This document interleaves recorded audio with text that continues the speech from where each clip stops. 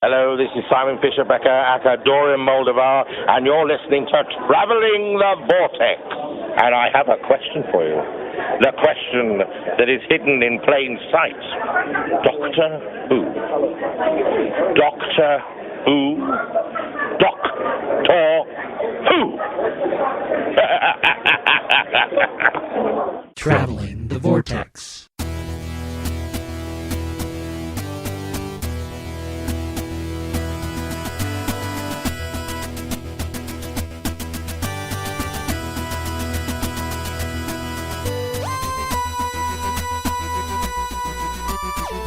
Good evening, this is Shaun from Traveling the Vortex, coming to you live once again from Gallifrey 1 Network 23 in beautiful Los Angeles, California. I don't know why I always say it that way. Los Angeles, California, because it is. I have with me here Mel, who is also beautiful. How are you today? Fine, babe. Aww.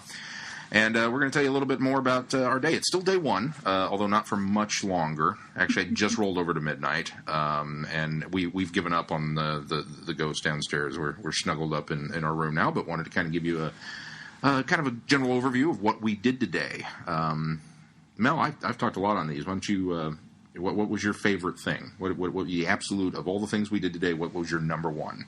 Well, I told Sarah, I said, okay, we go into the dealer's room, and there's Dorian right there. And we heard him talk earlier on the panel, one of the panels talking, and hearing him laugh was just awesome. And then Shaun and I kept thinking, okay, say it. Ask the question, say it. And no one asked, and he didn't say it. So we go in the dealer's room, and he's there, and I'm like, oh, God, this is just awesome. And we get a picture, him on a white background as Dorian. I said, okay, I have to ask. Can you say it? And he goes, I was wondering when someone was going to ask that. He did. This was the Radio Free Scaro and their intro that they had him up there. And they weren't taking questions from the audience at this point. It was just them interviewing and recording their podcast live. And Dorian was one of their guests they had on the show. And he even mentioned, he said, I was wondering when somebody would ask. He said, I kind of set it up there. And he had made a comment in the podcasting panel about the question. And nobody asked. And so he was so tickled, you might say he was tickled blue when when we asked him, would you say it for us? So we got that. And that's I'm going to call it, that's a Traveling the Vortex exclusive. That we've got that recorded. And of course, you'll listen to it and go, they recorded that off TV. But, you know, No. It's live, I tell you. It's live. And what's his name? Simon. We can't keep calling him Dorian. It's Simon Becker-Fisher? Simon Fisher-Becker. Fisher-Becker. Simon Fisher-Becker. Glorious man. Awesome. He has got a very catching laugh, too. It's just deep, and oh, man, I was tickled pink. He was a lot of fun, and so that was cool. And what else did we do today? Well, then we after the dealer's room and meeting him, we heard or found out that William Russell was going to be. He was supposed to be in the dealer's room signing, but he had got pulled out of there to go be a part of another panel. So, let's go catch him. So we got to listen to William Russell, and he's fascinating. And a young gentleman was there, and he just kept putting his foot in his mouth because he kept trying to ask William Russell, you know, and I understand what he was trying to say, but every time he asked it, it just came out the wrong way. He's like, so you look old, but I mean, you're young, and he just kept wording it the wrong way. He kept trying to compliment him on his youthfulness, because William, this was the thing that really shocked me. I was really nervous going into the William Russell thing because Ian is one of my favorites. He is up there in favored nation status for companions. And seeing William Russell older, I was really kind of concerned about how he would come across. Fragile. Yeah. And he's not. He's sharp. He was standing up and not necessarily jumping, but he went from a sitting position and standing up and his hands raised up in the air and saying all kind. You know, he was just really into it. He was very animated, and a lot of people would ask, you know, do you have any memories of working on Doctor Who? He goes, and he would reply, yes. And then everybody would laugh, and he would sit there adamant that he'd answered the question. And I forget the guy's name, the comedian who was running the show. He says, I think they mean, you know, would you like to elaborate on any of your memories? And he goes, oh, yeah, sure. And then he would launch into it. And they kept telling him, they kept telling the audience, don't ask any close-ended questions. And anytime somebody would inadvertently ask a yes or no, man, he took the opportunity to jump all over it. Yes. And he would stop. And it was hysterical. He was really a lot of fun. So we go from him, which was awesome, and then, okay, we got to go stand in line because it was Frog's Photos, I think is what Froggy's Photos. Froggy's Photos. Each of the actors had certain times that you could get your picture with them. Now, you could get your picture with them. An adult could say, so you could have 2 adults stand in the picture with Paul McGann and get your picture taken and pay an additional $10 and get a JPEG of that picture. So Shaun and I agreed just to get our picture taken together with him to kind of help save on money and, be awesome about it. So as soon as it was our turn, I dart over to the right side of Paul McGann and set the stuff down. And, I mean, they were like farming us through there quicker and, quicker lickety-split. But it was like, I told Shaun, I was like, after he got done taking the picture, it was like, oh God, I feel faint. It's like he has his hand on my shoulder. Paul McGann is, first of all, the coolest guy. He was very gracious and kind. I shook his hand, told him how much we appreciated him coming and that we enjoyed his work, and he was very gracious and thankful. And we spent all of, 30 seconds with him. My memories are a little tainted, but, I was cool about it. I had the giddy fanboy moment, and even though Mel will say differently out in the hallway, because I was keeping it in, but I was kind of melted a little bit. Mel didn't keep it in quite so much. No, I didn't. If she had been a Looney Tunes character, she would have been the one that melted into a puddle on the floor, and they would have had a spatula off the carpet. Or that screaming one when he's blowing his whistle and just going off. That's me. She was a little Looney Tune Daffy. Oh, God. But so we got to meet Paul McGann. Got photos with Paul McGann. That was, and that you had to pay a little extra for that, but totally worth it. That was definitely worthwhile.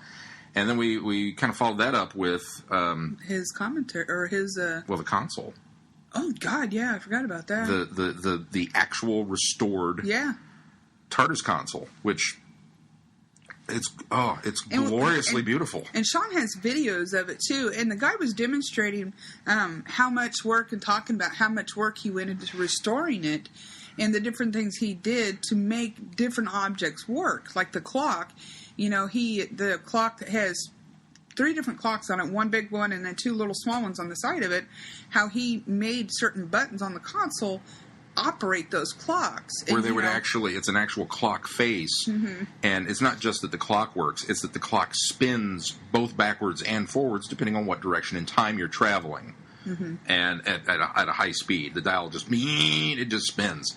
And a lot of blinking lights and noises. And the sounds. Oh, the thing is equipped with a sound chip from hell because it's got, every noise from the movie, including the theme. Like when you boot the thing up, it plays the 8th Doctor theme music from the opening credits, which that was chills. And then when he shuts it down, it just sounds like,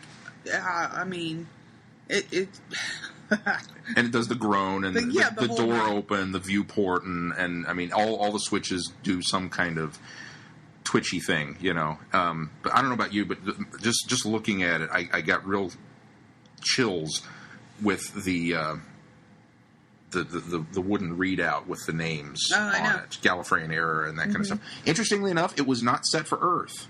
Nope. I don't know if you saw that. It was set for Califrax. And I don't know if they did that intentionally or if that just happened to be the dial that was rotated up, but I thought it was kind of a fun little shout-out to Douglas Adams, because that's the name of the planet in The Pirate Planet that we watched on Friday Night Who. So, but yeah, the console was just... Oh. Okay, so we're sitting there and we're talking to the guy and we're drooling all over the console. Now, we couldn't actually get up and touch it.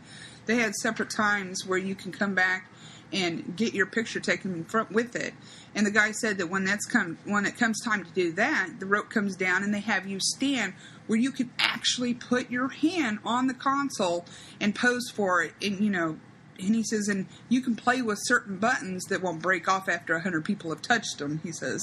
So, you get to flip some of the switches and stuff. But we're standing there talking to the guy about the different buttons and stuff like that when a gentleman walks in and he's got these clothes that are in these bags. And he goes, has Paul McGann, come through here? He goes, yeah, he came through here earlier to do a Q&A about the console. And he goes, drats. And go ahead, tell him. They unveil, he's got this bag and these boxes of stuff. Apparently, presumed lost and now found, the actual costume Paul McGann wore in Doctor Who the movie. His 8th Doctor costume. And they had all of it. The pieces came out, and they brought in a mannequin, and they started dressing it. And there's the shirt and the vest, the ruffles and everything, the waistcoat and the tie, and it just seeing that. Here's the 8th Doctor's outfit next to the 8th Doctor's console, and we just saw the 8th Doctor. I mean, it was just a complete experience. I'm still flummoxed. And then it gets better than that. After we leave the console, we go back into the auditorium where we had listened to William Russell to hear Paul McGann's Q&A. And yeah, he was there with his son, too. Jake, who was a lot of fun. They do a lot of Big Finish audios together, for those of you that don't know. Highly recommend them. Some very good ones. But yeah, it was a lively discussion. It was hosted by Nicholas Briggs and Barnaby Edwards, so a lot of it was Big Finish orientated. And lively discussion. So it was a very, very good panel. A lot of fun there. So, well, we don't want to get too long because this will take a little bit longer to upload. But that was kind of in a nutshell, I think, the highlights of our day one. Is there anything you want to add? All I got to say is that if you can find a way to come to one of the Gallifrey conventions, you need to do so, because it is just phenomenal. It's an exciting adventure and one I'll never forget. Well, I know that the folks back home, and particularly Glenn and Keith, are listening to these, and we're very sorry that you guys aren't here, and Sarah and everybody back home, because we would have loved to have had just some company, somebody to share all of this with, and this is kind of as close as we can come to doing that. So hopefully you're enjoying these. We haven't bored you. We will be sending more of these out in various links as the weekend progresses. And once again, this is Shaun. I'm Mel. And we're signing off from Gallifrey 1 in Los Angeles. Thank you and good night.